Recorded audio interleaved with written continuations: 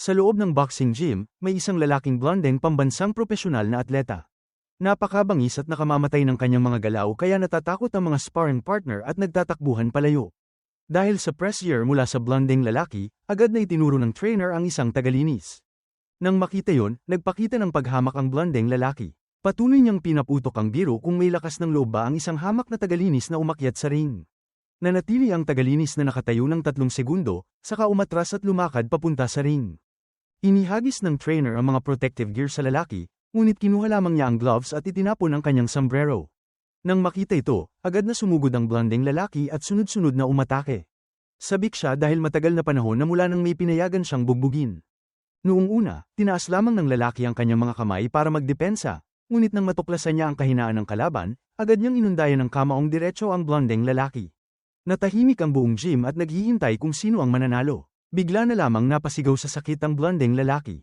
Nabali ang kanyang braso ng lalaki. Nakita ito ng amo at agad niyang sinermonan ng binata. Pagkatapos ay inutusan niya ang coach na tanggalin ang binata dahil naglakas loob itong saktan ang kanyang manlalaro.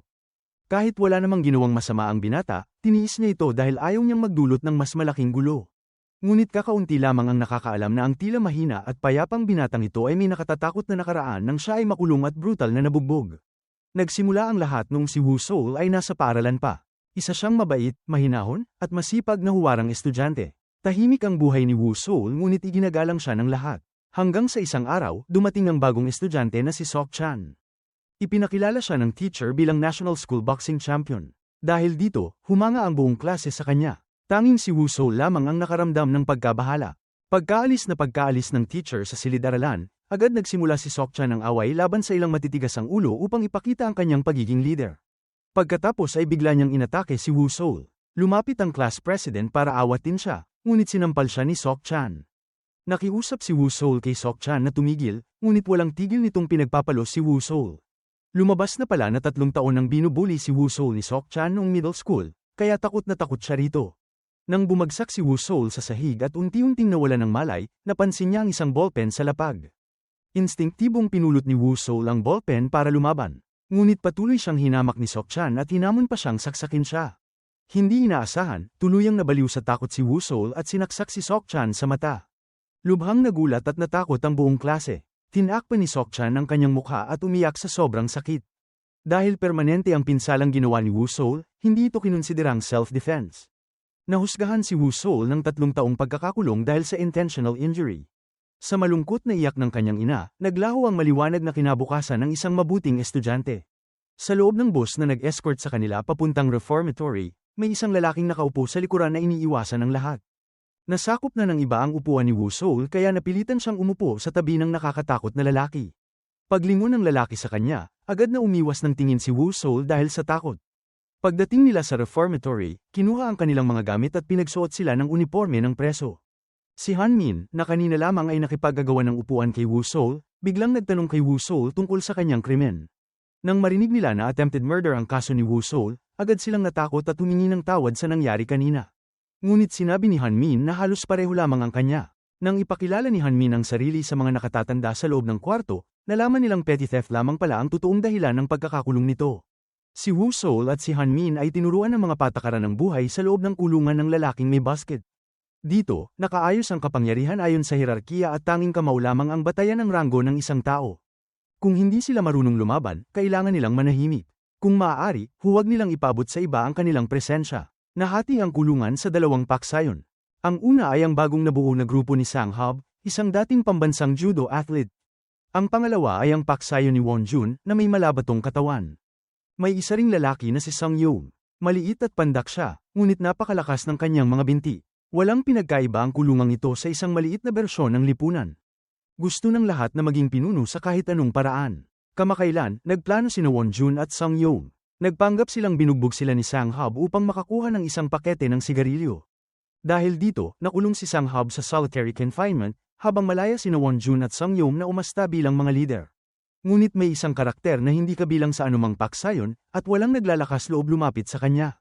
Minsan, kahit 3 silang magkakasama, hindi nila kaya itong labanan. Ito si Do Hyun, ang lalaking katabi ni Woo Seol sa bus kanina. Lumabas na si Do Hyun ay dating sikat sa Korean martial arts industry. Siya ang pinakabatang MMA champion sa buong mundo. Sa araw na yun, kakalabas lamang ni Do-hyun mula sa ring dala ang isang prestihiyosong medalya nang tumawag siyang masaya sa kanilang bahay para makausap ang kanyang ina at nakababatang kapatid na babae. Nangako siyang magdiriwang kasama ang kanyang pamilya ng gabing yun pag-uwi niya, ngunit pagkapasok ni Do-hyun sa pintuan, agad siyang bumulusok sa matinding dew panghihina. Nandoon pa rin ang birthday cake sa mesa at ang buong bahay ay nababalot ng dugo. Nagpanik si Do-hyun at nagmamadaling hanapin ang kanyang ina at nakababatang kapatid na babae. Napatigil siya nang makita ang kanyang ina at kapatid na babae na nakahandusay at hindi gumagalaw sa isang lawa ng dugo. Nagawa lamang ng kanyang kapatid na bulungan siya ng huling salita. Sa sandaling yun, may biglang sumakal sa kanya mula sa likuran. Sa isang iglap, nabali ni Do-hyun ang hita ng unang lalaki. Ang makita ang kanyang ina na nakahandusay sa dugo ay nagpasabog ng galit kay Do-hyun at sunod niyang sinuntok ang mukha ng pangalawang lalaki. Bigla namang sinaksak si Do-hyun mula sa likuran ng pangatlong lalaki. Hindi pinansin ni Do-hyun ang sugat at humarap upang suntukin ang taong ito. Bawat suntok ay tila pagdadalamhati para sa kanyang namatay na ina at kapatid na babae. Sa huli, lahat ng tatlong magnanakaw ay namatay sa mismong lugar. Si Do-hyun ay nahatulan ng murder. Sa kasalukuyan, ang dalawang nakatatandang lalaki ay naglalaro ng soccer na parang nag-aaway, dahilan upang ang dalawang tauhan nila ay hindi makatayo sa sobrang sakit. Kaya sina Woo-seol at Hyun-min ay ipinatawag sa field upang kumumpleto sa formation. Pagkalipas lamang ng ilang minuto, nag-agawan ang dalawang nakatatandang lalaki, dahilan para mapunta ang bola sa paanan ni Woo-seol. Walang ingat na ipinadyak ni Woo-seol ang bola diretso sa singit ni nakatatandang Won-jun. Agad siyang kinaladkad ng mga tauhan ni Won-jun papunta sa isang tagong sulok upang parusahan. Sumulpot sa isipan ni Woo-seol ang mga alaala ng mga araw na binubuli siya ni Sok-chan. Mga alaalang gusto na niyang burahin mula sa kanyang isip, ngunit sa sandaling yon, napansin ni Woo-seol ang isang pamilyar na figura. Si Do-hyun, ang tanyag na martial artist, na napadaan sa kanila. Biglang tumakas si Woo-seol, tumakbo papunta kay Do-hyun, at lumuhad habang nagmamakaawa na iligtas siya. Nakita ni Do-hyun ang nagmamakaawang mga mata ni Woo-seol at agad na inutusan sina Won-jun at ang grupo nito na tumigil. Galit na sinigawan ni Won-jun si Do-hyun, sinasabing murderer lamang siya at huwag magpakabayani. Pagkasabi nito, sumugod si Won-jun upang suntukin si Do-hyun. Ngunit naiwasan yun ni Do-hyun at gumanti ng isang babalang suntok kay Won-jun. Sa pangalawang suntok, nawalan agad ng malay si Won-jun. Nagulat si Woo-seol sa nakapanghihinaang lakas ni Do-hyun. Ngunit mula noong araw na yon, opisyal nang naisama ni Won-jun si Woo-seol sa kanyang blacklist. Itinuring ni Won-jun si Woo-seol bilang isang hayop na maaari niyang galpihin anumang oras. Si Han-min na nakaupo sa tabi niya ay napailing na lang sa takot. Siya at si Min ay nagpayong tumakbo si Woo-seol at magmakaawa kay Won-jun para sa kanyang buhay. Isang araw, may dumalaw kay Woo-seol, at laking gulat niya nang si Sok-chan yun. Ngayon ay permanenteng bulag ang kanang mata nito. Hindi natapos ang kanyang pag-aaral at nawala rin ang kanyang career sa boxing. Nang inig si Woo-seol at humingi ng paumanhin kay Sok-chan. Ngunit nanatiling malamig ang mga mata ni Sok-chan at sinabi na hihintayin niya ang araw na lumabas si Woo-seol mula sa kulungan. Sa oras na yon, araw-araw niya itong pahihirapan. Hindi pinansin ang luha at paghingi ng tawad ni Woo-seol, bumulong lamang si Sok-chan na hindi niya kayang magpatawad, bago siya tumalikod at umalis. Sa loob ng kulungan, binubuli si Woo-seol ng boss. At sa paglabas niya, may kaaway na naghihintay sa kanya. Natakot si Woo-seol ng buong magdamag at hindi makatulog. Sa kulungang yun, may isang hindi sinasabi ngunit sinusunod na alituntunin na lahat ay dapat magbigay ng isang kahon ng gatas sa boss araw-araw bilang pagpapakita ng katapatan. Dinala ni Woo-seol ang kanyang gatas kay Do-hyun. Ngunit nang tanungin siya ni Do-hyun kung ano ang nangyari, sobrang takot ni Woo-seol kaya hindi siya makapagsalita. Kinabukasan, muli niyang dinala ang gatas kay Do-hyun ngunit tinanggihan ito. Sinabihan ni Do-hyun si Woo-seol na huwag na mag-iwan ng kahit ano roon. Hinabol siya ni Woo-seol at pinagsama ang lahat ng kanyang lakas ng loob upang hilinging turuan siya ni Do-hyun ng martial arts. Gusto rin ni Woo-seol na maging malakas na tao tulad ni Do-hyun. Tinanggihan siya agad ni Do-hyun dahil natatakot siyang gagamitin ni Woo-seol ang lakas para maghiganti at gumawa ng kasalanan. Ngunit ipinaliwanag ni Woo-seol na nais lamang niya ng isang payapang buhay. Dati, gusto lamang niyang tumakbo dahil ayaw niyang mabugbog. Noon, ang alam lamang ni Woo-seol ay yumuko at sumunod sa mga bully. Madalas niyang sisihin ang sarili sa pagiging mahirap at walang silbi. Inisip niya na baka pagkakamali ang mismong pag-iral niya. Ngunit ngayon, ayaw na ni Woo-seol tumakbo. Ang taos-pusong pananalita ni Woo-seol ay gumalaw sa damdamin ni Do-hyun. Pumayag si Do-hyun na turuan siya ng martial arts. Ngunit sa isang kondisyon, kailangan ni Woo-seol na tumakbo ng 100 ikot sa paligid ng field sa loob ng 40 minuto. Kung magawa yun ni Woo-seol, tuturuan siya ni Do-hyun. Hindi sanay mag-ehersisyo si Woo-seol kaya halos hindi na siya makahinga matapos tumakbo ng kaunti. Nahihilo siya at pasuray-suray na parang mahuhulog anumang sandali. Pagsapit ng ika-50 ikot, tuluyan siyang naubos ang lakas. Ngunit ang mga masakit na alaala ay nagbigay kay Wusol ng dagdag na tatag. Pinilit ni Wusol na magtiis at tumakbo hanggang sa ika-70 ikot bago siya bumagsak. Labis ang pagod niya kaya nagsuka siya ng sunod-sunod sa lupa. Gusto na talaga niyang sumuko. Ngunit muling sumulpot sa kanyang isip ang mga alaala ng pambubuli sa kanya. Naalala ni Wusol ang panahon na hinawakan siya sa leeg ni Seok-chan at hindi pinayagang pumunta sa banyo. Nang hindi na niya kaya, natakot siya at naiihi sa pantalon sa harap ng buong klase. Pinilit din ni Seok-chan na dilaan ni Wusol ang inihi niya kanina. Sinubukan ni Wusol na tumayo muli kahit pagod na pagod ang kanyang mga braso at binti. Natapos ang 40 minuto, ngunit nang lumitaw ang mukha ng kaaway sa isip ni Wusol, kusa nang tumakbo ang kanyang mga paa. Para bang ang kanyang katawan ay kontrolado ng matinding galit mula sa nakaraan. Naabot ni Wusol ang huling ikot bago siya tuluyang bumagsak sa mga bisig ni Do-hyun.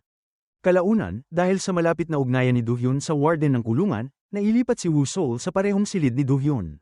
Nang magkita sila, pinagawa ni Do-hyun ng physical test si Wusol. Ngunit nang makita ni Do-hyun ang mali-maling push-up ni Wusol, napabuntong hininga siya sa inis. Napakahina ng pisikal na kondisyon ni Wusol. Naka-21 siyang push-up, 32 sit-up, at hindi makagawa ng kahit isang pull-up. Kaya inutos ni Do-hyun na dagdagan ni Wusol ng isa ang kanyang push-up araw-araw simula kinabukasan. Kung hindi ito nagawa ni Wusol, kailangan niyang mag-empake at bumalik sa dati niyang silid.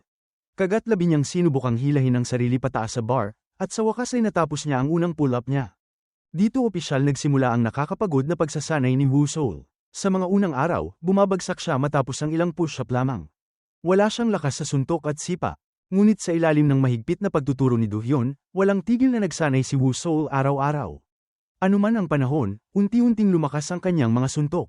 Naging mas eksakto ang kanyang mga sipa sa punching bag. Hinimok din ni Do-hyun si Wusol na kumain ng marami dahil bahagi rin yun ng pagsasanay. Sa una, tinatawanan siya ng mga preso habang nanunood ng kanyang ensayo. Ngunit di nagtagal ay nagsimulang lumitaw ang mga muscle ni Wusol.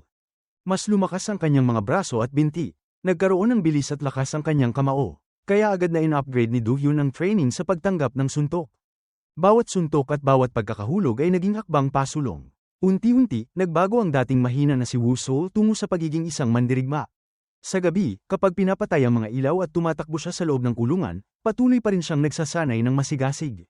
Nang matapos ni Wusol ang 1,000 suntok, lumingon siya at nakita niyang nakatulog na si Do-hyun. Ginising niya si Do-hyun at sinabing tapos na siya mag-practice. Ngunit hindi yun nakita ni Do-hyun.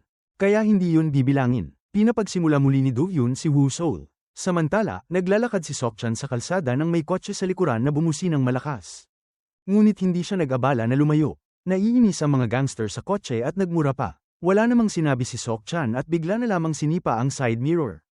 Nagalit ang dalawang lalaki at gustong bugbugin si Seok-chan. Ngunit pinagsusuntok sila ni Seok-chan hanggang hindi sila makabangon. Nagkataon namang nasaksihan ni Tae-sik, ang boss ng gang, ang kahangahangang pakikipaglaban ni Seok-chan. Kaya inimbitahan niya si Seok-chan na magtrabaho sa kanya. Ngunit tumanggi si Seok-chan. Nang matuklasan ni Tae-sik na bulag ang kanang mata ni Seok-chan, sinabi niyang babanatan niya ang kaliwang bahagi ng mukha ni Seok-chan kapag nakabilang hanggang 3. At ginawa niya ito. Isang suntok lamang, napabagsak niya si Seok-chan sa lupa. Muli niyang inalok si Seok-chan na sumama sa kanyang grupo. Nangako rin siyang tutulungan si Seok-chan na maging mas malakas kaysa dati. Sa loob ng kulungan, nag-aaral at nagsisquat si Wusol. Lumapit si Han-min upang tanungin kung nagsasanay ba siya para labanan si Won-jun. Itinanggi yun ni Wusol at sinabi na gusto lamang niyang lumakas.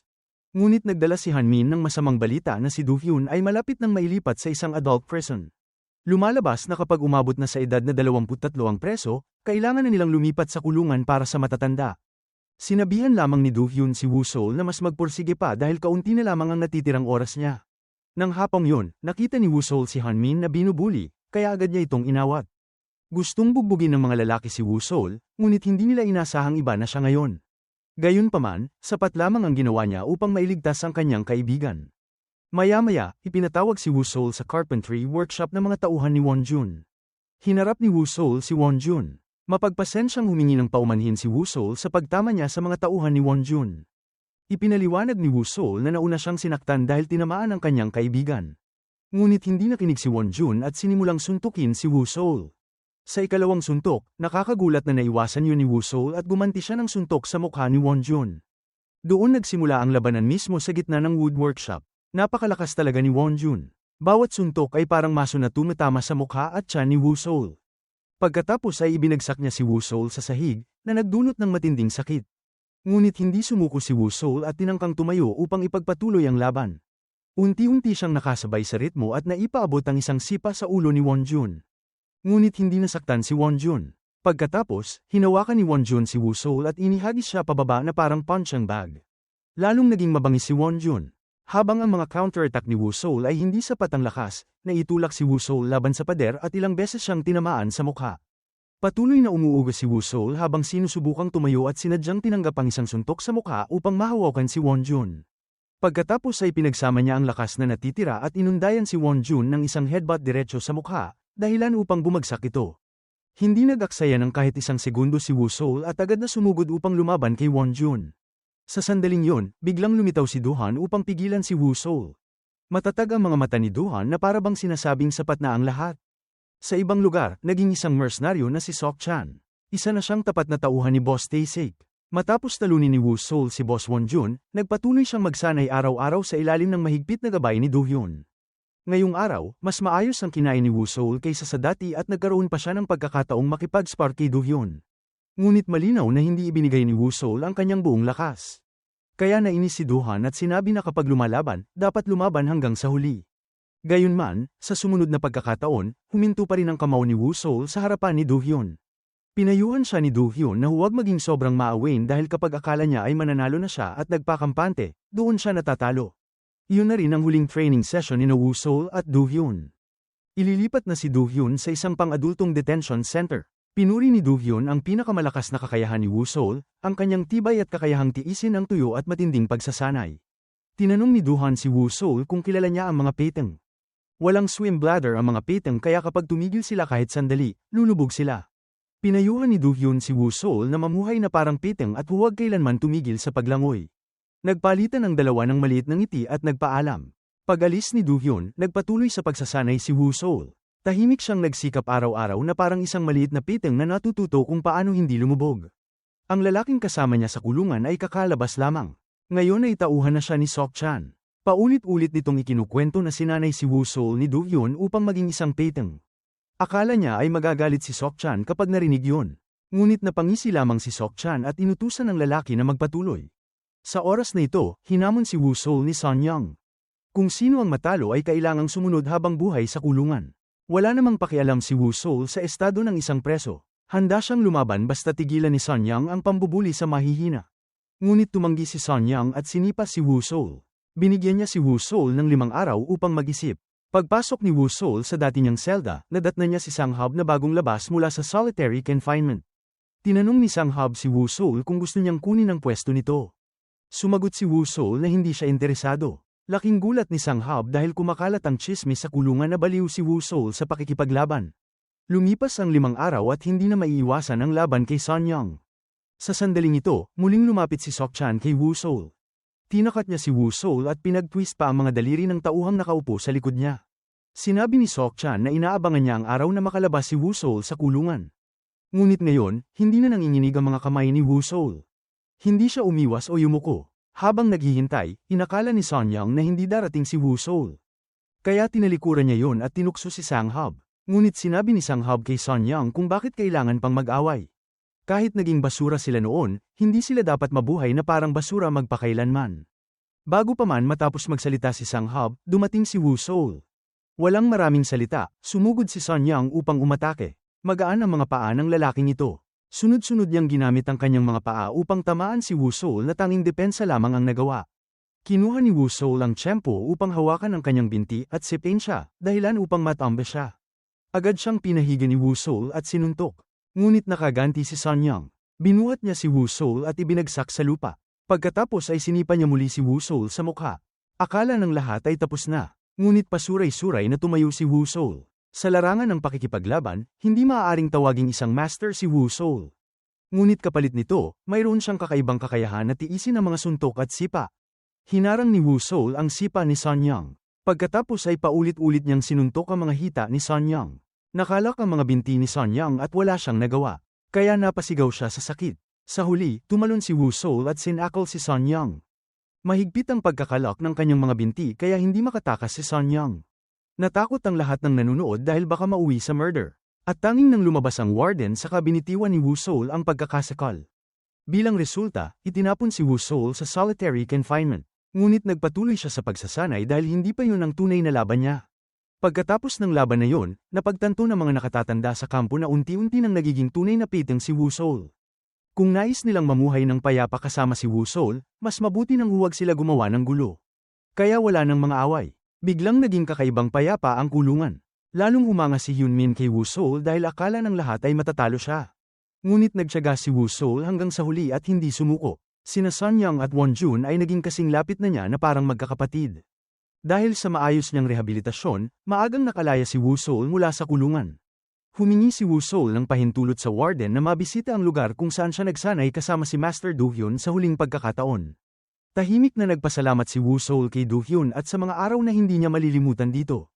Lumabas si Wu Soul ng kulungan suot ang kanyang school uniform. Hindi pa siya nakakalakad ng malayo nang lumitaw ang dati niyang kaaway. Nagsimula ang laban ng buhay o kamatayan ni Wu Soul at Sok Chan. Pagkapasok ng laban, pinagsusuntok agad si Wu Soul na parabang isa siyang punching bag. Malakas na kriminal na si Sok Chan ngayon. Patuloy niyang binugbog si Wu Soul habang nilalay. Sinasabing ang ina ni Wu Soul ay lumapit sa kanya at nagmakaawa na parang aso. Nang makaganti si Wu Soul ng unang suntok, nagngit-ngit si Sok Chan at sunod-sunod na pinagsusuntok siya. Tinapos pa ni Sok Chan si Wu Soul gamit ang isang tuhod at isang suntok na buong lakas. Ngunit nang bumagsak si Wu Soul, naalala niya ang sinabi ni Do Hyun na ang mga piteng ay hindi tumitigil sa paglangoy. Kaya tumayo si Wu Soul at muling sumugod upang tamaan si Sok Chan. Inihagis ni Wu Soul ang isang spiral punch, ang self-defense technique na itinuro sa kanya ni Do Hyun. Nawala ang paningin sa kaliwang mata ni Sok Chan matapos tamaan ang suntok na yon. Mabilis siyang sumugod ngunit nasipa siya pabagsak ni Wu Soul. Sa puntong yon, kapwa sila ubos na ang lakas. Naging labanan nito kung sino ang may mas matibay na pagtiis. Sunod-sunod ang pagpapalitan nila ng suntok. Hindi kayang pantayan ng determinasyon ni Sok Chan ang kay Wu Soul. Sa huli, napilitan si Sok Chan na sumuko. Tahimik na lumayo si Wu Soul, iniwan si Sok Chan na puno ng galit. Nang gumaling na si Wu Soul, ang una niyang ginawa ay dalawin si Do Hyun sa kulungan. Masayang-masaya si Do Hyun nang makita ang kanyang estudyante. Ngunit tinanong siya ni Wu Soul kung nakakita na ba siya ng piteng ng personal. Nag-aatubili siyang sumagot na nakita niya ito sa TV. Pumunta kasi si Wu Soul sa aquarium upang pagmasdan ang mga piteng. Nadiskubre niya na halos hindi naman lumalangoy ng pabalik-balik ang mga ito. Minsan sinabi ni Do Hyun na hindi tumitigil sa paglangoy ang mga piteng, at kahit natutulog ay paikat-ikot pa rin ang mga ito. Ngunit nalaman ni Wu Soul na kapag nagpapahinga siya, maayos siyang nakakabawi ng lakas. Naiiya si Do Hyun. Sa sandaling yun, natawa na lamang siya sa sarili niyang pagkakamali. Lumipas ang 6 na buwan mula sa laban nila ni Sok Chan. Hindi naging madali ang buhay ni Wu Soul matapos siyang makalaya. Ang mga taong may record na kriminal ay madalas tingnan ng masama. Kinailangan ni Wu Soul at ng kanyang mga kaibigan sa kulungan na magtulungan para mabuhay. Patuloy pa rin ang pagsasanay ni Wu Soul.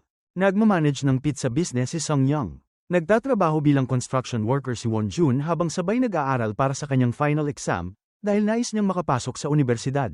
Si Sang Hub naman ay namiss ang kanyang trabaho. Kaya bumalik siya sa gym. Nangako silang lahat na kahit may bahid ng krimen ang kanilang nakaraan, hindi nila susukuan ang kanilang mga pangarap.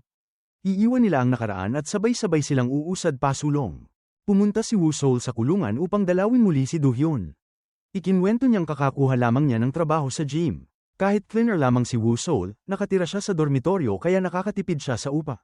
Masigasig na nagsasanay si Wu Soul para sa pangarap niyang maging boxer. Kahit alam niyang hindi madali, naaalala niya na ang mga piteng ay hindi humihinto sa paglangoy. Medyo nag-aalala si Do Hyun dahil napakabata pa ni Wu Soul. Bukod pa rito, may galit pa si Wu Soul kay Sok Chan na isa ng gangster, kaya kailangan niyang maging maingat. Pinayuhan ni Do Hyun si Wu Soul na huwag hayaang lamunin ng emosyon ang kanyang pag-iisip. Palagi siyang susuporta kay Wu Soul.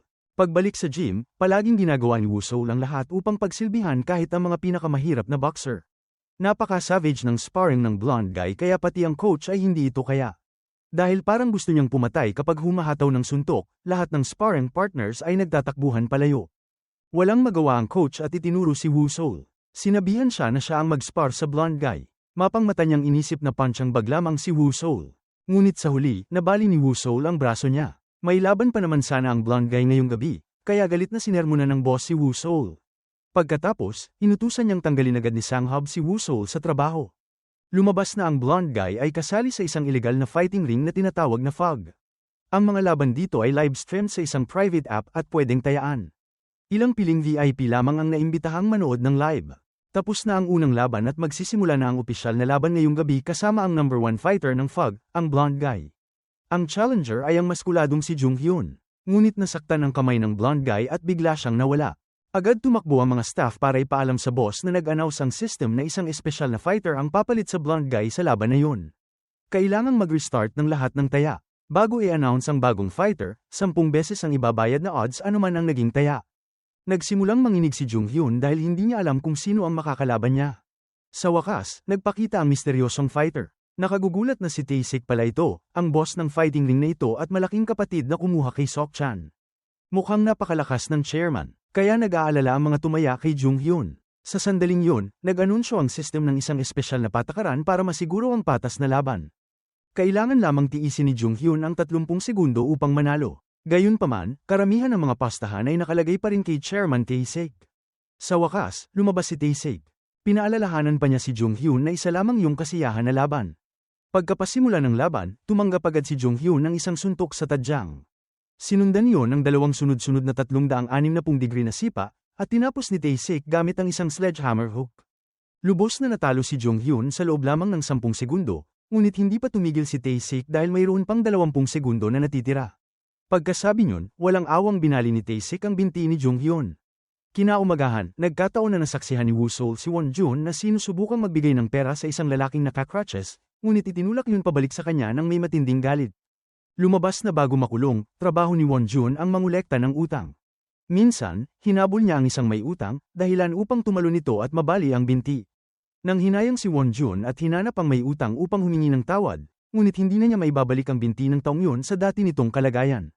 Ngayon, may tagpuan si Woo-seol at ang iba pa. Si Son Hyep lamang ang abala kaya hindi nakarating. Malungkot si Won-jun, ngunit dahil sa pagiging positibo ni Woo-seol, gamaan ang kanyang pakiramdam. Nagkaroon agad ng pagtatalo sina Sung-yong at Won-jun pagdating pa lang nila. Ang dahilan ay maghapon daw nasa kainan si Won-jun nang hindi nagbabayad kay Sung-yong.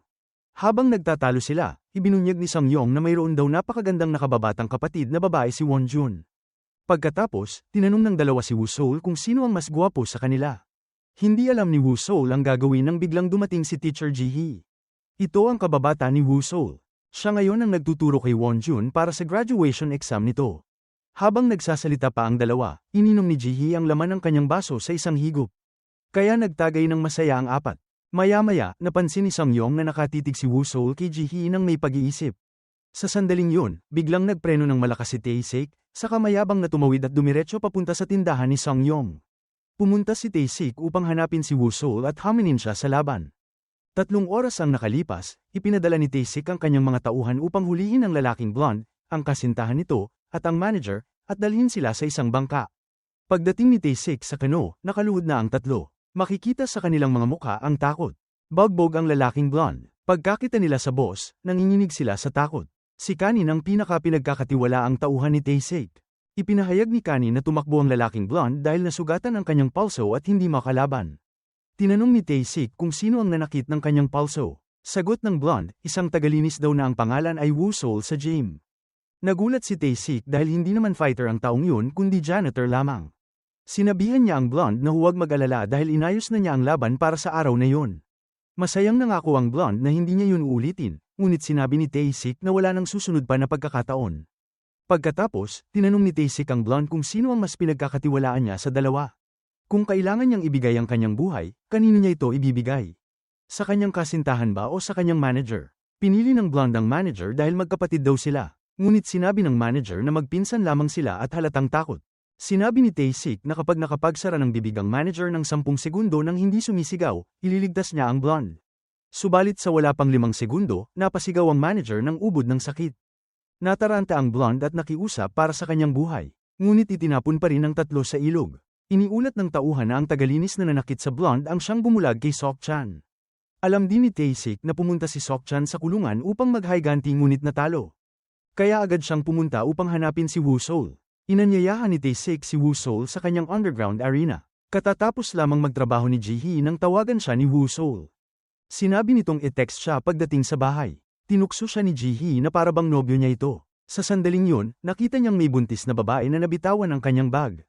Kaya agad siyang tumakbo upang tulungan ito. Nakita yun ng babae at hiniling kay Ji-hee na dalhin ang bag sa sasakyan. Paglapit nila, muling nagsindi ng sigarilyo ang buntis at tinanong siya kung siya ba si Ji-hee. Bago pa maunawaan ni Ji-hee ang nangyayari, may biglang tumakip sa kanyang bibig.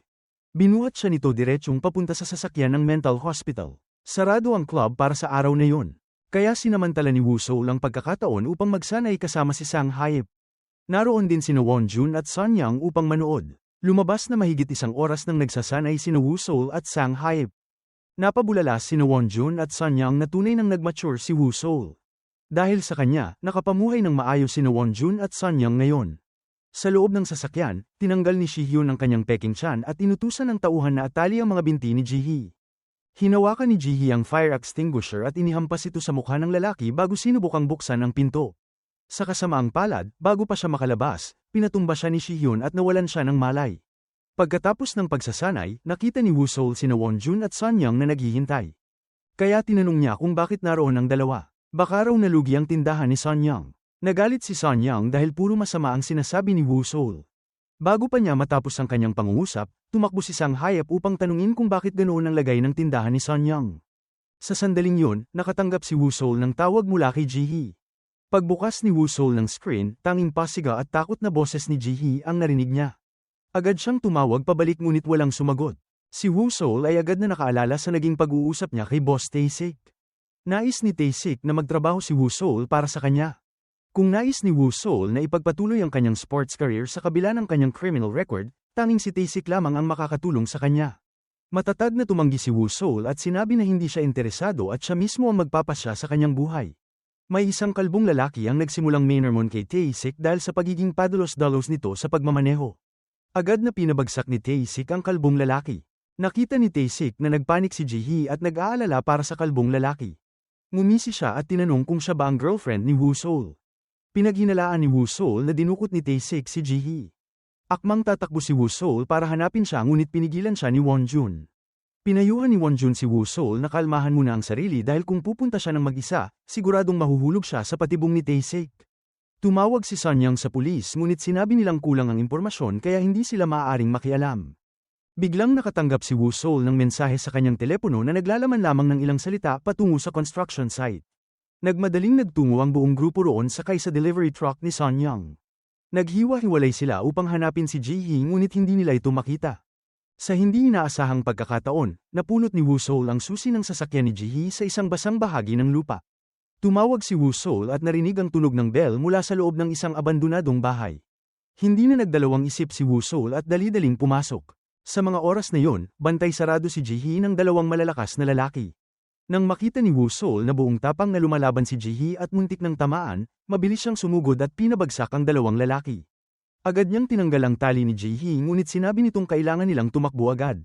Bago pa man maintindihan ni Woo-seol ang sitwasyon, biglang dumating ang isang grupo ng mga siga na may dala-dalang pamalo. Ang huling dumating ay si Shi-hyun. Nagbigay siya ng zenya sa kanyang mga tauhan para umatake at saka kinuha ang kanyang telepono upang iulat sa boss ang nangyari. Ngunit sa 4 na miyembro ng grupo, 2 lamang ang nakita. Hindi makita ang 2 pa. Iniutos ni Tae-sik na sapat na ang mahuli ang 3. Hinatak papasok sa sasakyan ang grupo ni Woo-seol. Sina Son Yang at Sung Hab ay nakakita lamang ng mabilis na pag-alis ng convoy. Agad silang sumakay sa kanilang sasakyan at hinabol ito. Samantala, sina Woo-seol ay tinorture gamit ang electric baton hanggang sa mawalan sila ng malay. Pagmulat ni Woo-seol, nakita niyang mahigpit siyang nakatali sa isang upuan. Nasa harap niya si Tae-sik. Ang una niyang tinanong ay kung nasaan ang kanyang kaibigan. Hindi ito sinagot ni Tae-sik at mahinaong nagtanong muna tungkol sa kalagayan niya. Mabilis na nawala ang pasensya ni Woo-seol at muling tinanong kung nasaan ang kanyang kaibigan. Biglang itinapat ni Tae-sik ang kutsilyo sa leeg niya at tinanong kung alam niya kung paano sinasanay ang mga bata sa Africa upang pumatay. Ipinaliwanag niya na tinatali umano ang kanilang mga mata, binibigyan sila ng baril, at pinapaputok ng walang direksyon. Pagkatapos lamang tanggalin ang piring at makita ang dugo at patay na katawan sila natatakot. Pagkatapos noon, nagiging sunod-sanyaran sila na parang mga aso. Gusto ni Tae-sik na ilagay si Woo-seol sa parehong sitwasyon. Pinapili niya si Woo-seol kung sino ang mamamatay. Kung sino ang piliin niya, iyon ang mamamatay at ang isa ay mabubuhay. Kung hindi niya mapili, maaari niyang piliin kung sino ang ililigtas. Nagmakaawa si Woo Seol kay Tae-sik at sinabing wala silang kinalaman sa isa't isa kaya pakawala na lamang sila. Dahil abala si Tae-sik, ipinasa niya ang tungkulin kay Shihan. Tinakat ni Shihan si Woo Seol at inutusan ng mga tauhan na kuhanan ito ng video.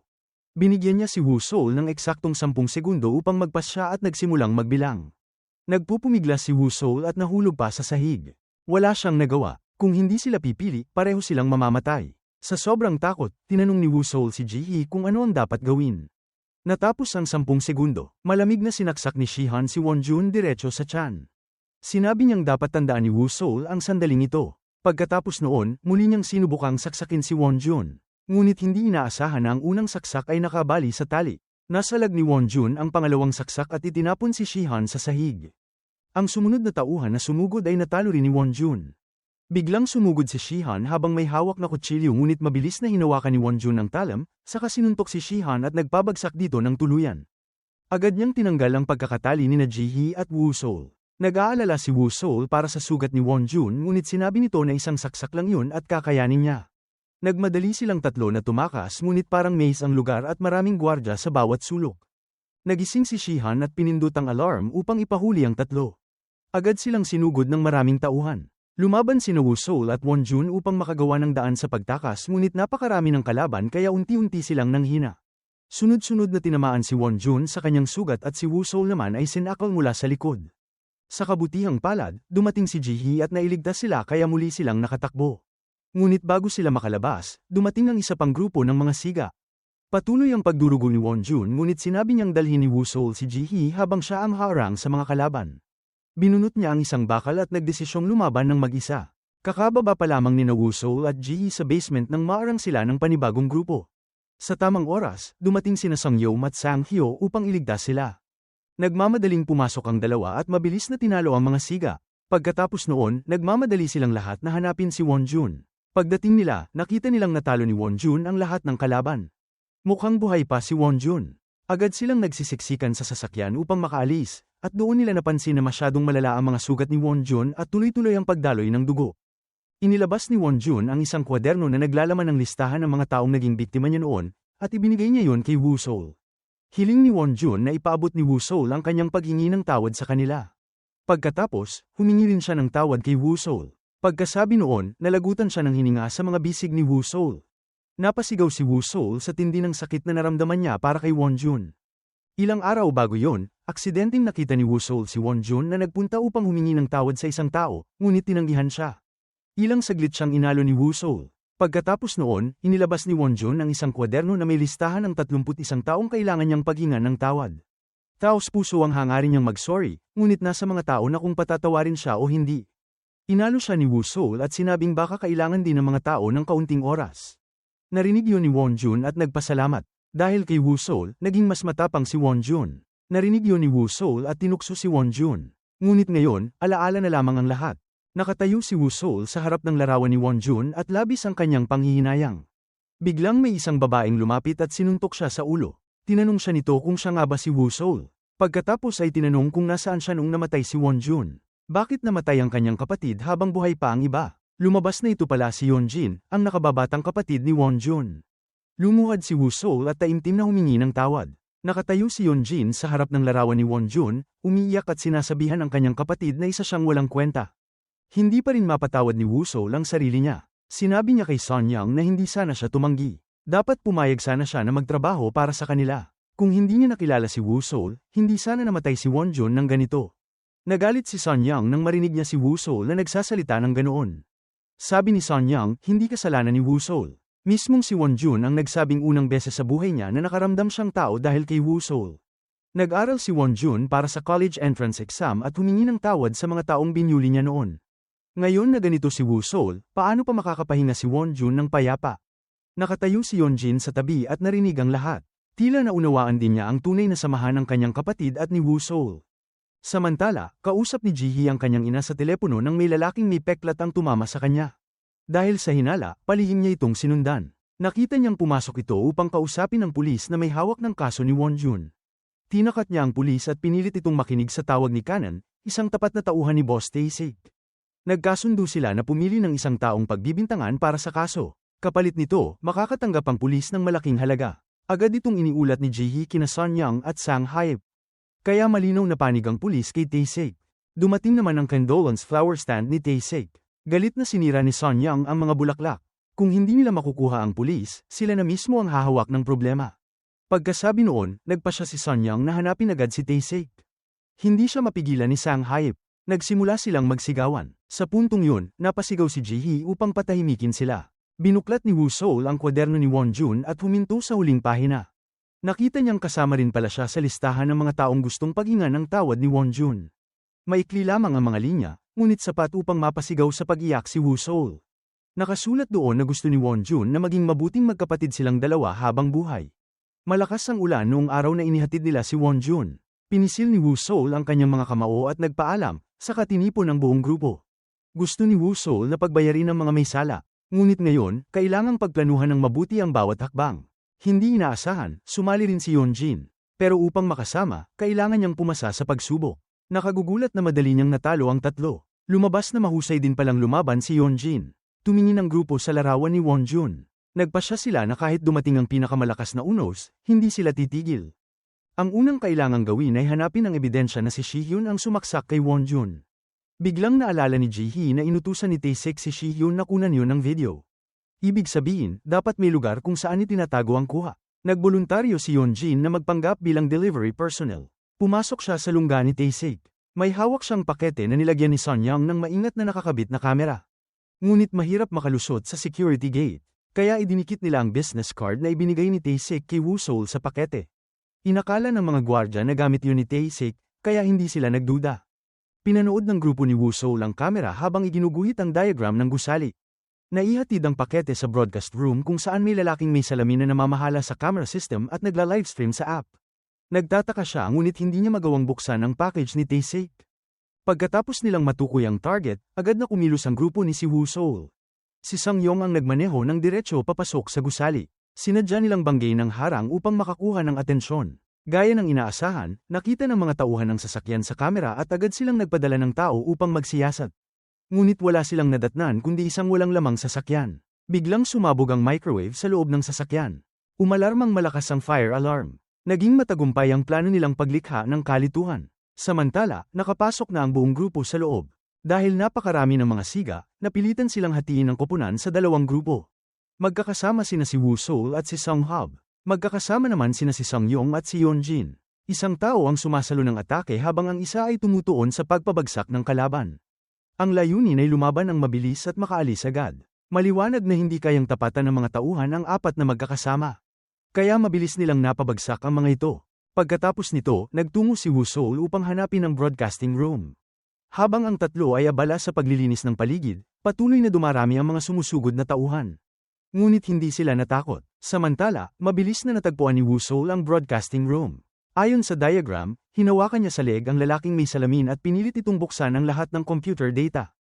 Ngunit ang recording folder ng araw na yun ay walang laman. Sa sandaling yun, tumatawa ng mayabang si Taesik dahil lahat ay naaayon sa kanyang plano. Matagal na niyang minamanmanan ang bawat galaw ng grupo ni Woo Seol sa pamamagitan ng kamera. Inutusan ni Taesik sina Shihan at Kanon na bumaba upang tingnan ang sitwasyon. Pagbalik ni Woo Seol, halos natalo na ng kanyang grupo ang lahat ng gwardya. Biglang pinatugtog ni Taesik ang video mula sa araw na yon. Mula sa sandaling umiiyak si Woo Seol at nagmamakaawa hanggang sa oras na sinaksak ni Shihan si Wonjun. Sa oras na yon, dumating si Kanon kasama ang isang grupo ng mga tauhan. Tinukso ni Taesik si Woo Seol na kung gusto niyang makuha ang footage, pumunta na lang siya roon at kunin ito. Nagbigay daan ng mga tauhan upang makapasok si Woo Seol sa elevator ng mag-isa. Pumayag siya ng walang pag-aalinlangan dahil alam niyang siya mismo ang pakay ni Taesik. Pagkaalis ni Woo Seol, ipinadala ni Kanon ang kanyang mga tauhan sa parking area upang linisin ang natira. Sina Kanon, Scarface, at Shihan ang haharap sa mga sumalakay. Nakilala ni Yeonjin si Shihan bilang ang taong sumaksak sa kanyang kapatid. Dahil dito, agad niyang sinuntok si Shihan. Tinanggap ni Sang Hyep si Kanon bilang kalaban. Ang natitirang pares ay sina Sun Young at Scarface. Samantala, tinatanggal na ni Woo Seol ang kanyang armbands at naghahanda upang harapin si Taesik. Binigyan siya ni Taesik ng dalawang pagpipilian. Una, kunin niya ang USB na naglalaman ng video at umalis. Ikalawa, manatili siya upang makipaglaban ng isa laban kay Taesik para sa paghihiganti kay Wonjun. Pinili ni Woo Seol na kunin ang USB at umalis. Ngunit hindi ganoon kadaling bibitaw si Taesik. Nais ni Tae-sik na gamitin ang pamilya ni Woo-seol bilang laro, katulad ng ginawa niya kay Won-jun noon. Lumingon si Woo-seol at tinanong si Tae-sik kung bakit niya ginagawa yon. Sagot ni Tae-sik na ginagawa niya yon dahil nakakatawa para sa kanya. Hindi na nakapagpigil si Woo-seol at agad siyang sumugod upang labanan si Tae-sik. Sa simula, nakikipaglaban si Tae-sik habang niloloko lamang si Woo-seol. Ngunit nang seryosohin niya ang laban, sunod-sunod na napakasakit na palo ang tinanggap ni Woo-seol. Sa ibaba, naging mabangis din ang sagupaan. Naglabas ng kutsilyo si Shihan at hiniwa ang mukha ni Yeonjin. Galit na sinipa ni Yeonjin palayo ang kutsilyo at hinawakan niya ang buhok ni Shihan upang sunggaban ito. Pagkatapos ay pinabagsak niya si Shihan gamit ang isang hook. Sina Kanon at Sang Hyep ay nagtatagisan para malaman kung sino ang mas matibay. Si Sang Yong naman ay naging pabaya at nabali ang kanyang binti ng lalaking may peklat sa mukha. Sa itaas, walang tigil na binubugbog ni Tae-sik si Woo-seol. Uminom ng mahinahon si Tae-sik ng alak bago muling pinatugtog ang video upang pukawin ang galit ni Woo-seol. Dahil sa matinding galit, sumugod si Woo-seol ngunit yun mismo ang hinihintay ni Tae-sik. Sinasakal niya si Woo-seol at pinilit nitong panuorin muli ang sandaling sinaksak si Won-jun.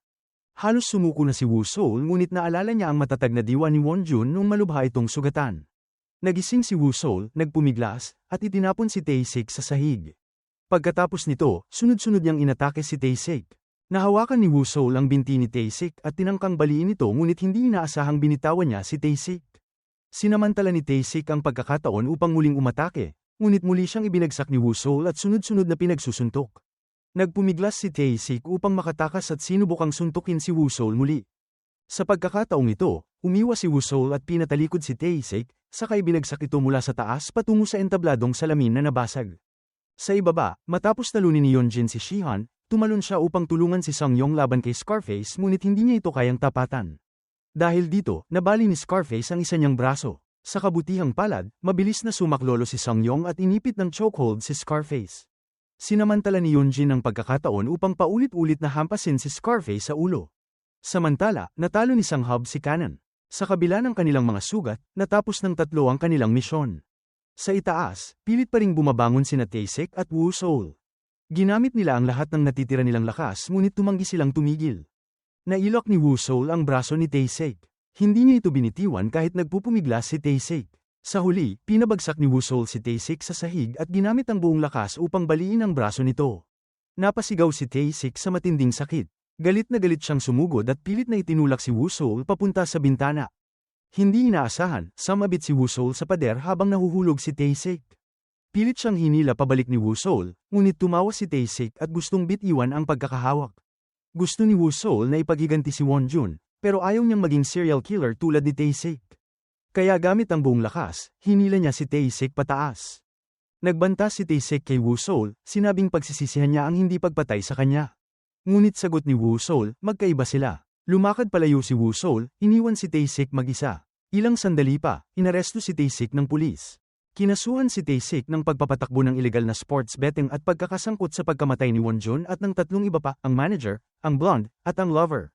Sinunod ni Woo-seol ang listahan sa kwaderno ni Won-jun upang puntahan ang bawat biktima at humingi ng tawad sa ngalan ni Won-jun. May mga nagpakita ng pagpapatawad, mayroon ding tumanggi. Pero natupad ni Woo-seol ang huling hiling ni Won-jun. Maingat niyang tinatakan ang bawat pangalan sa kwaderno. Pagdating niya sa huling pahina, nakita niya ang sarili niyang pangalan. At doon, isinulat niya ang salitang patawad. Sa sandaling yun, dumating ang mga malalapit niyang kasama. Ngumiti silang lahat dahil tapos na ang lahat ng sakit at problema. Pumunta si Woo-seol sa bilangguan upang dalawin si Do-hyun. Sa wakas, alam na ni Woo-seol ang gusto niya. Sa tuwing sumusuntok siya, pakiramdam niya ay tunay siyang nabubuhay, at gusto niya ang pakiramdam na yon. Balang araw, magiging isang astig na mandirigma siya tulad ni Do-hyun, at sa sandaling yon, gusto niyang makipaglaban kay Do-hyun. Ngumiti si Do-hyun at sinabing kung gusto niyang maging kagaya niya, kailangan niyang magsikap ng doble kaysa ngayon. Makalipas ang ilang panahon, ginanap ang World Championship para sa mga rookie. Pinangarap yon ng buong grupo ni Woo-seol. Tulad ni Won-jun, kahit alam niyang baka hindi siya mapatawad, pinili pa rin niyang humingi ng tawad. Minsan, kahit alam nating hindi natin makukuha ang lahat ng gusto natin, kailangan pa rin natin itong gawin.